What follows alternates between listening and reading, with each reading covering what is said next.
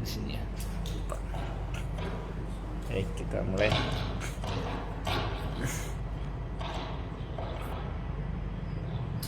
Ya. Assalamualaikum warahmatullahi wabarakatuh. Alhamdulillah wassalatu wassalamu ala Rasulillah wa ala alihi wa sahbihi wa man walah, amma ba'du. Alhamdulillah, pertama kita panjatkan puja dan puji syukur kehadirat Allah Azza wa Jalla atas segala nikmat yang terus Dia limpahkan kepada kita semua, terutama adalah nikmat Islam, juga nikmat taufik dimudahkan kita oleh Allah Subhanahu wa taala untuk dapat menjalankan ajaran Islam yang diantaranya adalah salat maghrib berjamaah. Salawat dan salam tidak lupa kita sampaikan kepada Nabi kita Nabi Muhammad sallallahu alaihi wasallam, kepada keluarganya, para sahabatnya, dan orang-orang yang mengikutinya hingga hari kiamat. Setelah beberapa pekan ya kita liburan, baru kita bisa melanjutkan kembali ta'lim kita, mempelajari ayat-ayat Al-Quran. Terakhir itu ingat nggak Pak sampai di mana? Pak Warna yang lainnya. Terakhir pembahasan kita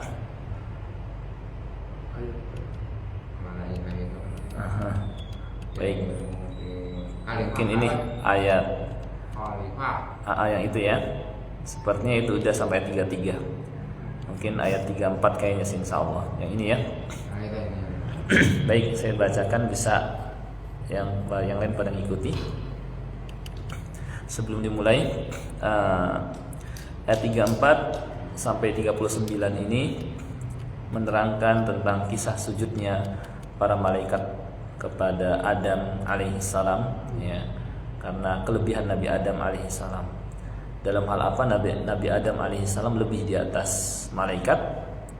Dalam hal ilmu ya, Allah lebihkan. Sebagaimana ayat sebelumnya kan diterangkan wa 'allama Adamal asma'a kullaha, dan Allah mengajarkan kepada Adam nama-nama semuanya, mengajarkan, memberikan kepada Adam ilmu.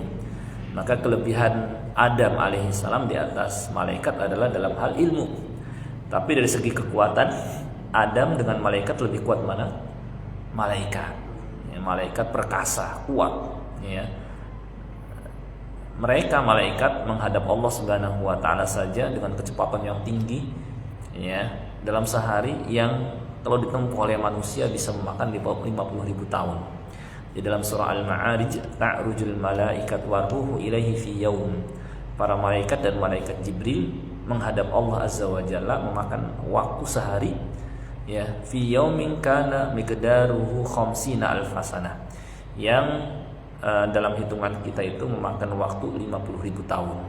Itu kan malaikat cuma sehari, tapi kita bisa 50.000 tahun.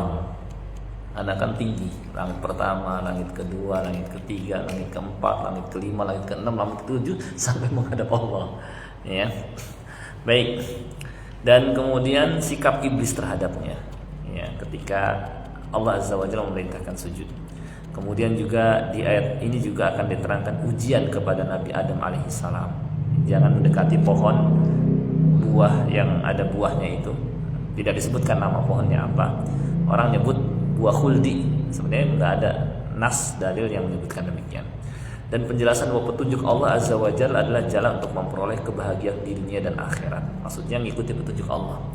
Petunjuk Allah ada di mana? Dalam Al-Quran, dalam hadis Nabi sallallahu alaihi wasallam. Allah berfirman, "Faman ittaba'a hudaya fala yadhillu wa la yashqa." Siapa yang mengikuti petunjukku, yakni yang ada dalam kitabnya, yang ada dalam sunnah Rasulnya sallallahu alaihi wasallam, maka dia tidak akan tersesat, tidak akan salah jalan, dan tidak akan sengsara nantinya di akhirat. Baik, kita baca, silakan bisa diikuti.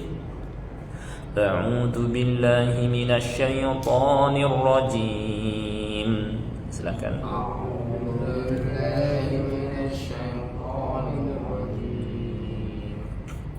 Wa idz qulna lil malaikati isjudu li adama fasajadu.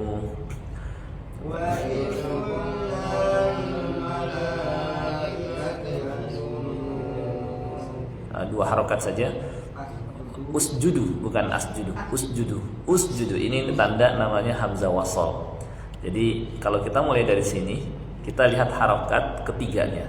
Ketika harokat ketiganya dhammah, maka ikuti usjudu, ya. Saya ulang. Wa idh qulna lil malaikati isjudu li adama fasajadu.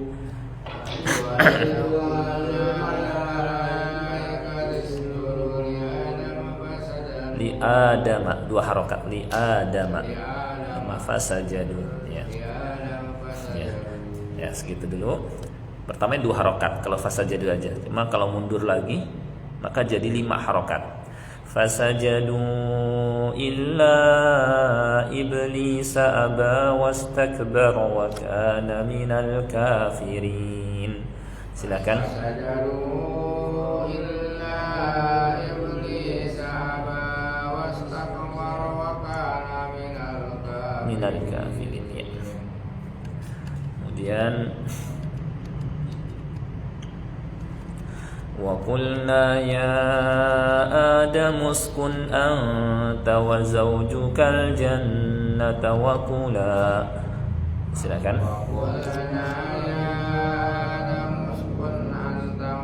Anta wa zawjukan wa kula minha. Wa kula segitu dulu. Nanti kita mundur lagi. وَكُلَا مِنْهَا رَغَدًا حَيْثُ شِئْتُمَا وَلَا تَقْرَبَا هَذِهِ الشَّجَرَةَ فَتَكُونَا مِنَ الظَّالِمِينَ. Silakan. وَكُلَا مِنْهَا رَغَدًا حَيْثُ شِئْتُمَا وَلَا تَقْرَبَا هَذِهِ الشَّجَرَةَ فَتَكُونَا مِنَ الظَّالِمِينَ. Ya, sedikit lagi. فأزلهما الشيطان عنها فأخرجهما مما كانا فيه. Silakan. فأزلهما الشيطان عنها فأخرجهما مما كانا فيه وقلنا اهبطوا بعضكم لبعض عدو.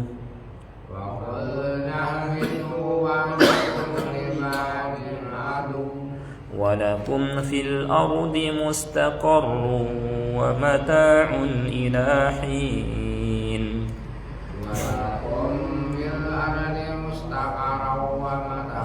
مستقر ya, مستقر ومتاع. وَلَكُمْ فِي الْأَرْضِ مُسْتَقَرٌّ وَمَتَاعٌ إِلَى حِينٍ. Ya. Kemudian فَتَلَقَّى آدَمُ مِنْ رَبِّهِ كَلِمَاتٍ فَتَابَ عَلَيْهِ. فَتَلَقَّى آدَمُ مِنْ رَبِّهِ كَلِمَاتٍ فَتَابَ عَلَيْهِ إِنَّهُ هُوَ التَّوَّابُ الرَّحِيمُ. إِنَّهُ هُوَ التَّوَّابُ الرَّحِيمُ. Sedikit lagi. قُلْنَا اهْبِطُوا مِنْهَا جَمِيعًا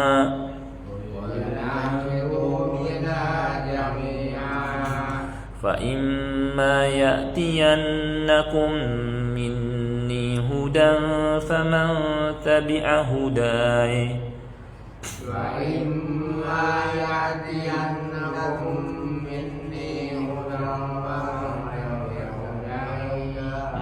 Kalau mati hudai, kalau mati di situ ya. Kita mundur lagi karena kan khawatirnya kalau langsung panjang nggak kuat nafasnya. Faman tabi'a hudaya fala khaufun 'alaihim wala hum yahzanun.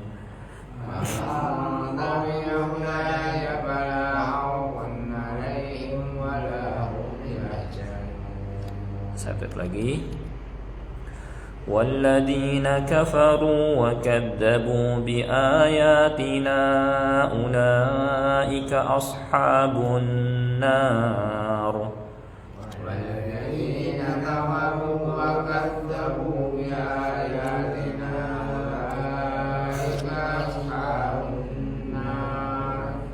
أُولَئِكَ fiha khalidun.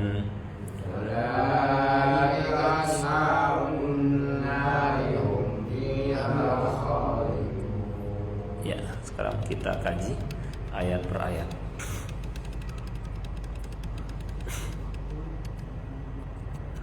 Wa idh qulna lil malaikah, dan ingatlah ketika kami berfirman kepada para malaikat, usjudu, sujudlah. Ya, kita lihat apa yang dimaksud dengan sujud di ayat ini. Ya. Pertama, ini sebagai bentuk pemuliaan Allah Azza wa Jalla kepada Nabi Adam alaihissalam, yakni menunjukkan akan kelebihan Nabi Adam alaihissalam di atas malaikat. Dan sujud di sini adalah sujud penghormatan. Bukan sujud menghambakan diri atau menyembah, karena menyembah hanya kepada Allah. Jadi penghormatan. Jadi begini, penghormatan di syariat zaman dulu itu boleh berupa dengan sujud. Tapi setelah datang Nabi Muhammad SAW, nggak boleh menghormati dengan cara sujud. Dalilnya mana? Dalilnya hadis Mu'adz bin Jabal. Ketika menemui Rasulullah SAW, beliau Mu'adz mau sujud, maka Rasulullah SAW melarangnya. Kata beliau, kalau seandainya aku boleh mengizinkan manusia sujud kepada orang lain, tentu aku akan izinkan istri sujud kepada suaminya. Ya, maka dari sini kita mengetahui bahwa kebolehan menghormati dengan sujud sudah dimansukh. Dulu boleh, ya dulu boleh. Termasuk juga zaman Nabi Yusuf alaihissalam. Zaman Nabi Yusuf alaihissalam, kan Yusuf bermimpi ada matahari dan bulan, keduanya sujud kepadaku, maksudnya bapak dan ibunya, dan dan bintang-bintang pada sujud kepada Nabi Yusuf alaihissalam. Karena memang dulu boleh menghormati dengan cara sujud. Ya, tetapi sujud di sini bukan sujud model, menurut sebagian ulama, bukan model nyembah, tetapi sujudnya menurut sebagian ulama, yaitu menurut Imam Al-Baghawi, yakni hanya nundukin diri, bukan naruh muka di atas tanah. Apa bahasa kitanya? Sungkeman. Nah, jadi modelnya bukan nyembah dengan cara jidat ke tanah, ya, tapi dengan cara sungkeman. Model sujudnya, ya. Tetapi hanya sekedar menundukkan diri. Nah, setelah Islam datang, maka perbuatan ini dibatalkan. Cukup dengan salam. Bahkan dalam hadis diterangkan, boleh nggak kalau ketemu bentuknya ruku? Maksudnya itu model kayak orang Jepang, ketemu. Kata Nabi SAW, la, nggak boleh. Kalau berpelukan, la, nggak boleh. Kalau mencium pipi gitu ya, la, nggak boleh. Lalu bagaimana kalau berjabat tangan? Naam, ya. Berarti inilah yang dibenarkan oleh Islam. Ya. Nah, ini yang dimaksud dengan sujud di sini bukan sujud tentang menyembah, tapi sujud penghormatan. Karena nyembah hanya kepada Allah. Yang kedua, maksud sujud di sini tidak sujud naruh muka di atas tanah, tapi hanya sungkeman menurut Imam Al-Baghawi. Jelas ya? Baik. Sujudlah kamu kepada Adam. Ya, sujudlah kamu kepada Adam. Ya. Ini pemuliaan yang besar dari Allah Subhanahu wa taala kepada Adam, ya. Berupa dari mulai diciptakan langsung dengan tangan Allah Subhanahu wa taala. Jadi Allah langsung menciptakan Adam dengan tangannya. Kemudian meniupkan ruh ke dalamnya, ya. Ketika sudah dimasukkan ruh, langsung Nabi Adam alaihissalam pun hidup, ya. Kemudian setelah hidup, ya, Allah memerintahkan para malaikat untuk sujud kepadanya. Dan Allah juga mengajarkan kepada Nabi Adam alaihissalam nama-nama benda-benda yang ada di sekelilingnya, ya. Jadi kalau kita lihat ayat sebelumnya, kan Allah memberitahukan kepada malaikat bahwa Dia akan menciptakan seorang khalifah di muka bumi. Maka kata malaikat, kenapa engkau menciptakan makhluk yang nanti akan mengadakan kerusakan, yang nanti akan menumpahkan darah? Apa gak cukup dengan kami yang senantiasa bertasbih, memuji Engkau. Allah hanya mengatakan apa? Aku mengetahui yang tidak kamu ketahui. Karena tidak semua manusia keadaannya seperti itu. Enggak semuanya menumpahkan darah, enggak semuanya mengadakan kerusakan. Banyak di antara manusia yang rajin ke masjid. Banyak di antara manusia yang mengajak manusia kepada Allah, seperti para rasul, para ulama, ya. Banyak manusia yang berjihad di jalan Allah.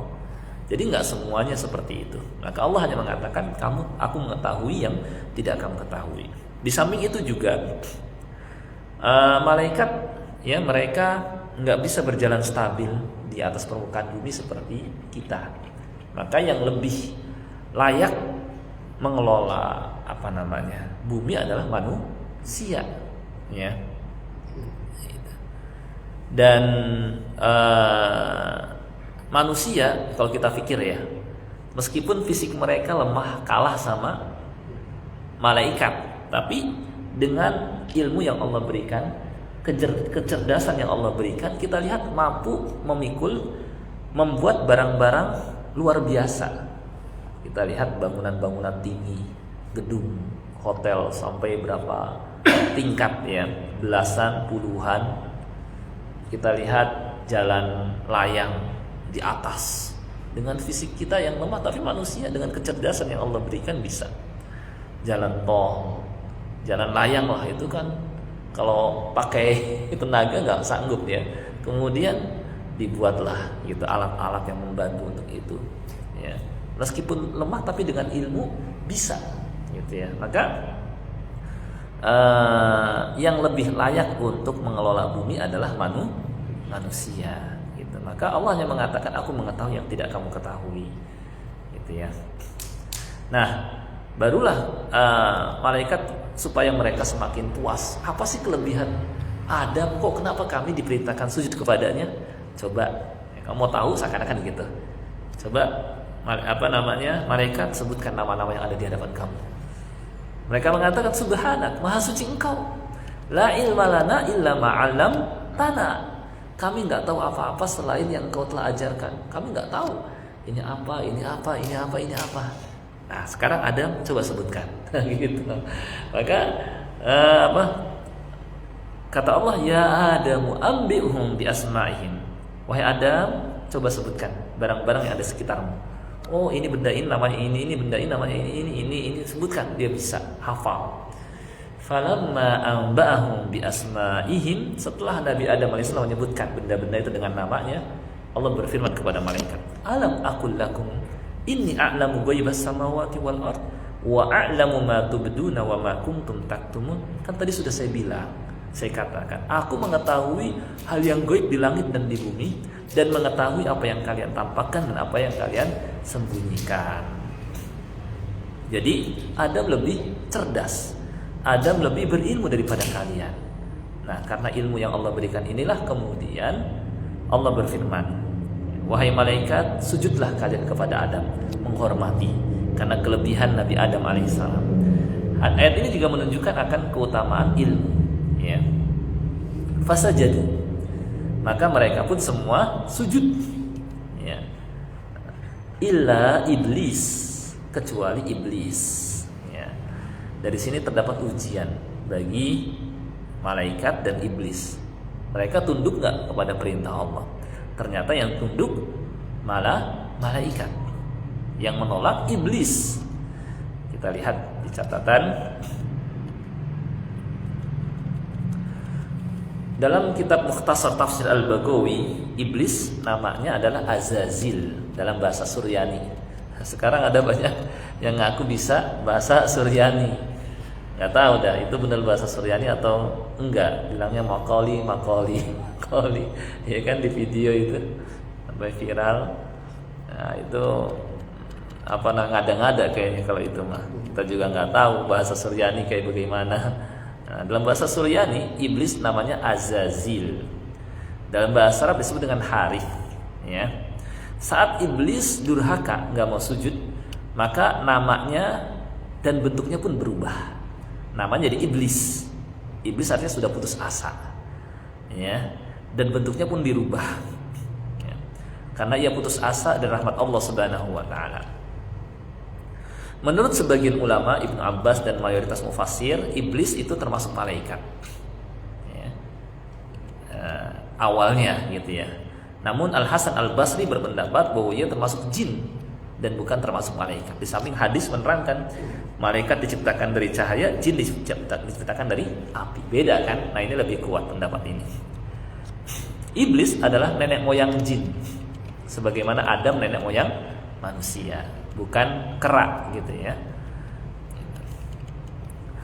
Di samping itu, jin diciptakan dari api, sedangkan malaikat diciptakan dari cahaya. Imam Al-Baghawi menguatkan bahwa iblis termasuk golongan malaikat menurut sebagian mufassir, karena perintah sujud kepada seluruh malaikat, ya. Adapun maksud firman Allah Ta'ala, fasajadu illa iblis kana minal jin, dia termasuk golongan jin, adalah golongan malaikat yang menjaga surga. Ini menurut Imam Al-Baghawi, ya. Memang ini ada khilaf di kalangan para mufassir. Sa'id bin Jubair berpendapat bahwa maksud ayat tersebut termasuk golongan yang beramal di surga, tapi dari kalangan jin, gitu. Dan seterusnya, ya. Ada juga yang berpendapat bahwa sekelompok malaikat ada yang diciptakan dari api, yang disebut dengan jin, ya. Karena keadaan yang tersembunyi dari pandangan mata, dan iblis dari bagian mereka. Di sini ada sekedar nasihat. Ibnul Qayyim berkata, janganlah tertipu dengan tempat yang nyaman, ya. Kita berada di tempat yang nyaman, enak gitu ya. Karena tidak ada tempat yang lebih nyaman daripada surga, ya. Maksudnya seindah dan seenak-enaknya sebuah tempat masih kalah sama surga, ya. Sehingga Adam memperoleh apa yang dia dapatkan. Jangan pula tertipu dengan banyak ibadah, karena iblis mendapatkan apa yang dia dapatkan sekarang setelah sebelumnya lama beribadah. Maksudnya apa? Dulu iblis sama malaikat bareng-bareng beribadah, ya. Tapi dia magrur, tertipu, terpedaya dengan mungkin ibadahnya. Baru setelah diuji dengan perintah Allah ketahuan keadaan dirinya. Kata Ibnu, jangan juga tertipu dengan banyaknya ilmu, karena Bal'am bin Ba'ura, musuh Nabi Musa alaihissalam, juga banyak ilmunya. Ya, setelah kemudian dia mendapatkan apa yang dia dapatkan, jadi ingkar, kafir. Padahal dia dulunya rajin ibadah. Nah ini, maksudnya kita jangan terlalu berbangga, ujub dengan diri kita. Kita pasti akan berada terus di atas agama, istiqomah, rajin ibadah, belum tentu. Maka kita bertawakal kepada Allah, mohon kepada Allah diberikan istiqomah. Jangan juga tertipu dengan bertemu dengan orang-orang soleh dan bisa berkumpul dengan mereka. Karena tidak ada yang lebih baik daripada bisa bertemu dengan Nabi Muhammad. Tidak ada yang lebih baik daripada Nabi Muhammad SAW. Namun, ya, musuh-musuhnya dari kalangan munafik, orang-orang kafir, mereka tidak dapat mengambil manfaat dari bertemu dengan beliau. Jadi, meskipun bertemu dengan beliau, lihat, ternyata masih ada yang jadi orang kafir, jadi orang munafik. Intinya kita jangan bangga. Maksud disebutkan kalimat ini adalah agar kita tidak seperti iblis yang dulunya dia rajin ibadah bisa melenceng. Ya. Baik, kita lihat lagi. Illa iblis, kecuali iblis. Aba wastakbara, dia menolak perintah Allah dan menyombongkan diri. Wa kana minal kafirin, dan termasuk golongan yang kafir. Awalnya enggak seperti itu. Awalnya sama seperti malaikat. Gitu. Baik. Kita lihat di sini, iblis enggan untuk sujud karena sombong dan dengki. Dia merasa dirinya lebih baik daripada Adam. Ya, nanti akan diterangkan. Dalam ayat lain diterangkan bahwa aku lebih baik daripada Adam. Engkau ciptakan aku dari api, sedangkan Adam dari tanah. Menurutnya, api lebih baik daripada tanah. Ini yang disebut dengan syubhat. Ya, syubhat itu seakan benar, tetapi sebenarnya batil. Sekilas kayaknya pernyataan iblis benar, tetapi kalau dikaji lebih lanjut, ya, pernyataan iblis itu batil. Karena kalau kita pikirkan antara tanah dengan api, lebih baik mana coba? Lebih baik tanah. Tanah kan? Ya, keadaan api kita bandingkan. Api itu membakar, tanah bermanfaat. Tanah mahal. Iya. Api itu kalau membahayakan, sedangkan tanah bermanfaat. Api itu sifatnya itu cepat, kalau udah ngebakar rumah langsung cepat kebakar. Ya kan? Kalau tanah itu tidak demikian. Api itu kalau kita lihat labil, goyang kan? Api itu ketika nyala. Sedangkan tanah itu tetap. Api itu tadi membakar, sedangkan tanah menumbuhkan. Ya. Api itu kalau lihat keadaannya tergesa-gesa, langsung membakar cepat. Tapi kalau tanah itu bisa diarahkan, bisa dikelola, digarap. Makanya tanah lebih baik, dan karenanya Adam alaihissalam lebih mudah kembali dan tobat daripada iblis yang kemudian putus asa. Ya.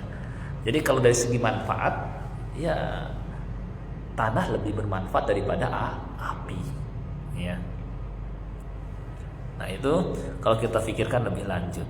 Gitu ya. Baik. Mayoritas para mufasir berkata, dalam pengetahuan Allah yang terdahulu, iblis termasuk golongan yang kafir yang telah pasti kesengsaraan baginya. Allah sudah mengetahui bahwa dia bakal sombong, dan kemudian ditunjukkan dengan adanya cobaan perintah itu. Kelihatanlah baru. Maka di antara hikmah adanya perintah dan larangan adalah untuk menguji manusia, siapa yang taat dan siapa yang durhaka. Qatadah berkata, musuh Allah yaitu iblis dengki, yakni sudah ada kedengkian, dia iri sama Nabi Adam alaihissalam. Enak banget dimuliakan, gitu, seakan-akan karena kemuliaan yang Allah berikan. Maka dia berkata, aku berasal dari api, sedangkan orang itu dari tanah. Ya, buat apa yang dari api disujud kepada tanah, kepada yang diciptakan dari tanah? Maka kata Qatadah, oleh karena itu dosa pertama yang dilakukan oleh manusia, yang dilakukan oleh makhluk Allah adalah sombong. Nah, musuh Allah ini iblis sombong, ya, dari sujud kepada Nabi Adam alaihissalam. Maka dia pun menjadi orang yang terlaknat.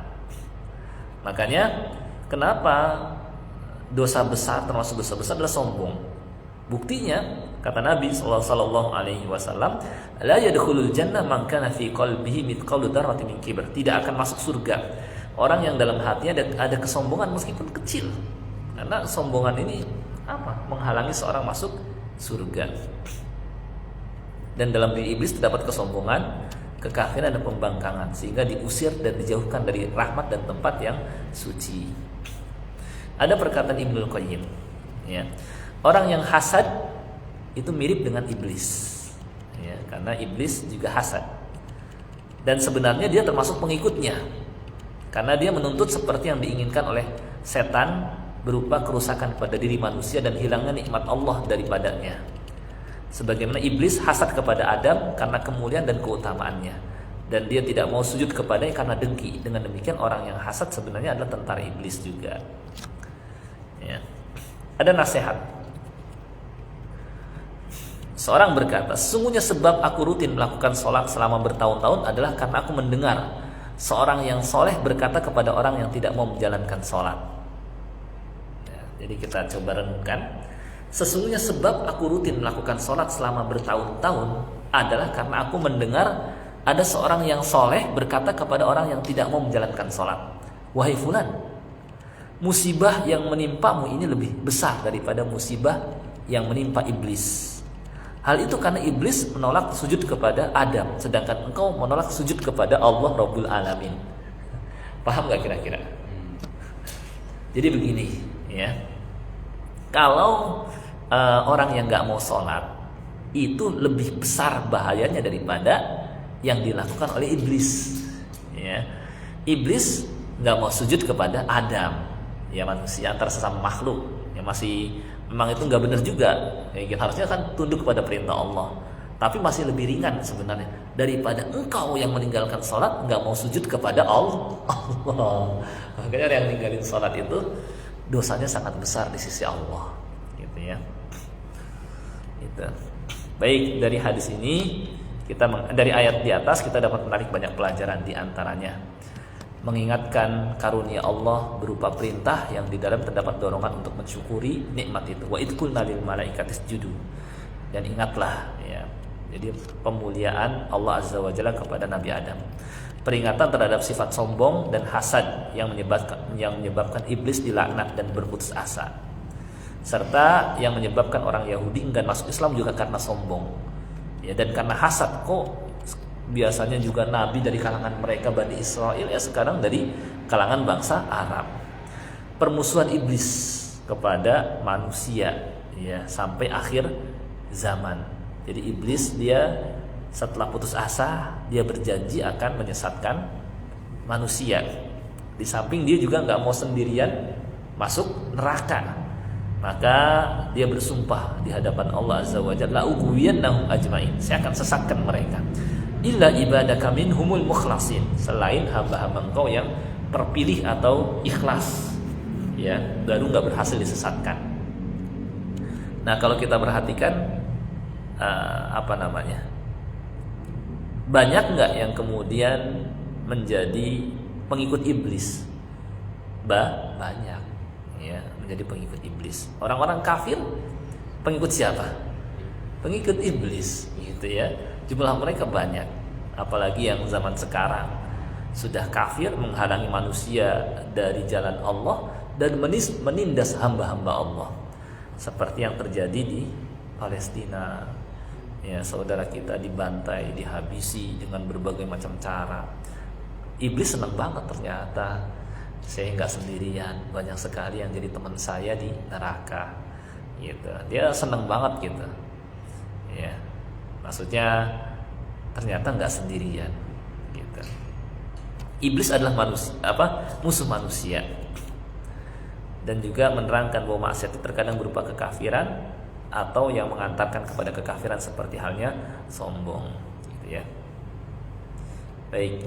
Nah, ini tafsir ayat 34 ya, dan ia termasuk golongan yang kafir ya. Kalau saya lanjutkan kayaknya nanti keburu Isya ini ya. Cuma kita coba kaji lagi kesimpulannya aja dari ayat 34 atau faedah lainnya. Ya. Jadi dari ayat ini kita sudah ada gambaran nggak maksudnya? Hah? Iya, karena sombongnya itu. Betul ya. Betul. Banyak sebenarnya. Di sini peringatan. Wa'id itu ingatlah. Ingatlah masa lalu nenek moyang kalian, gitu ya. Dulu kami perintahkan malaikat, hamba-hamba kami sujud kepada Adam, ya. Ini bagaimana nenek moyang kalian sangat dimuliakan sekali. Sampai-sampai Allah perintahkan malaikat sujud kepada Adam sebagai penghormatan. Ya, ingat dulu bentuk penghormatan itu dengan sujud. Cuma sujudnya enggak sampai nyentuh kepala ke tanah, tapi sungkemanlah modelnya, gitu ya. Fasajadu, mereka semua sujud kecuali iblis, ya. Kecuali iblis, dia sombong, dia enggak mau sujud dan merasa dirinya lebih baik daripada Adam. Tapi sombong itu kan merendahkan dan merasa diri lebih baik. Ya. Wa kana minal kafirin, dan iblis termasuk golongan yang kafir. Ya.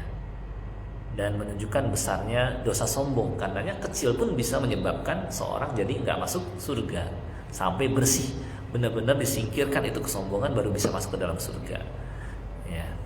Dan tadi sudah kita terangkan, iblis merasa diri lebih baik karena dia diciptakan dari api, Adam diciptakan dari tanah. Gitu. Nah ini. Baik, itu mungkin karena kalau saya bacakan ayat berikutnya tafsirnya itu agak lebih panjang. Kita sebentar lagi Isya ya.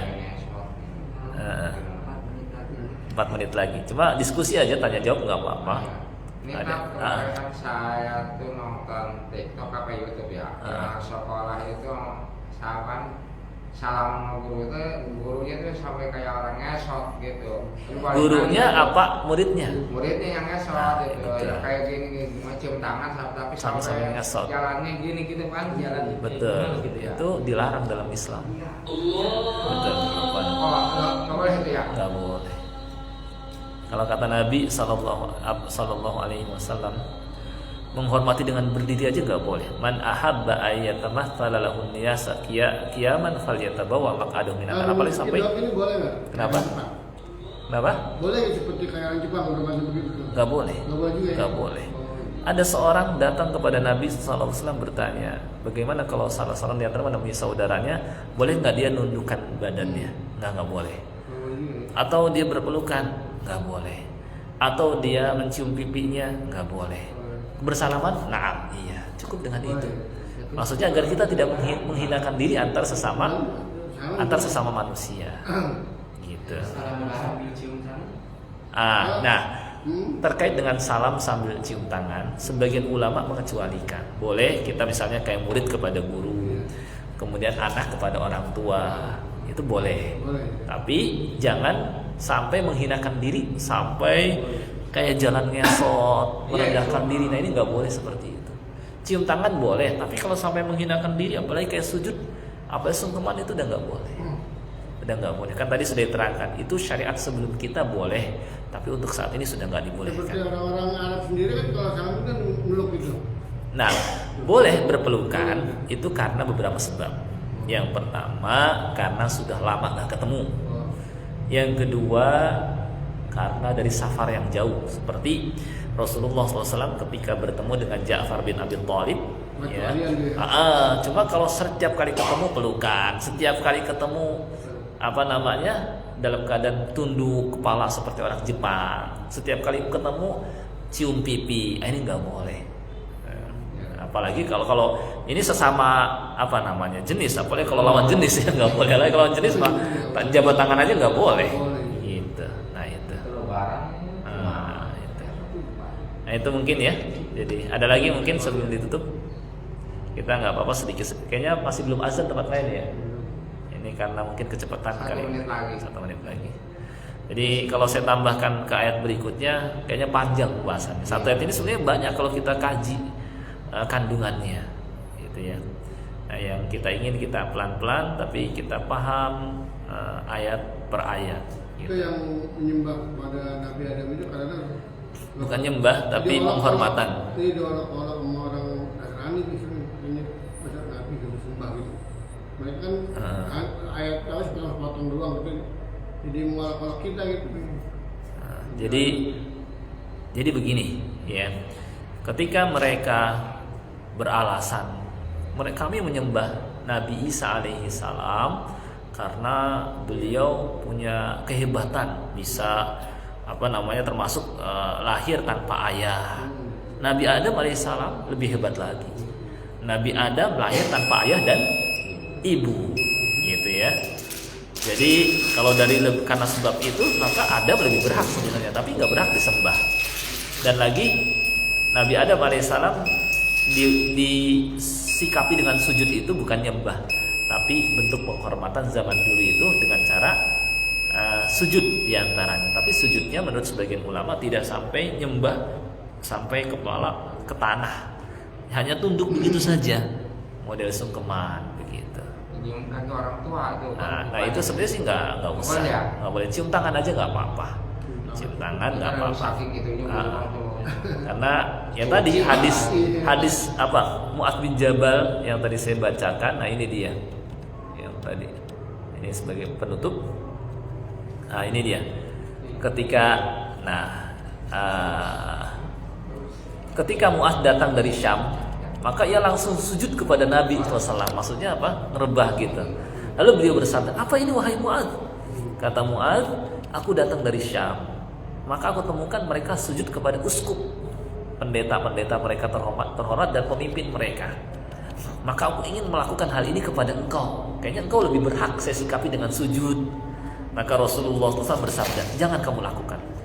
Kalau aku bolehkan menyuruh seorang sujud kepada selain Allah, tentu akan izinkan memerintahkan istri sujud kepada suaminya.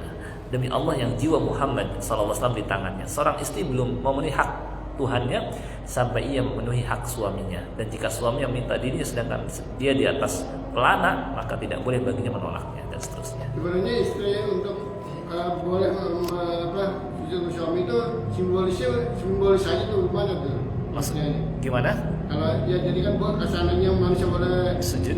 manusia tuh kan istri boleh suami. Iya, istri maksudnya boleh suami. menunjukkan besarnya hak suami Iya. atas istri. Jadi kata simboliknya gitu ya. Dan surga, betul, surga dan neraka istri tergantung taat dan tidaknya istri kepada suami. Tapi nggak harus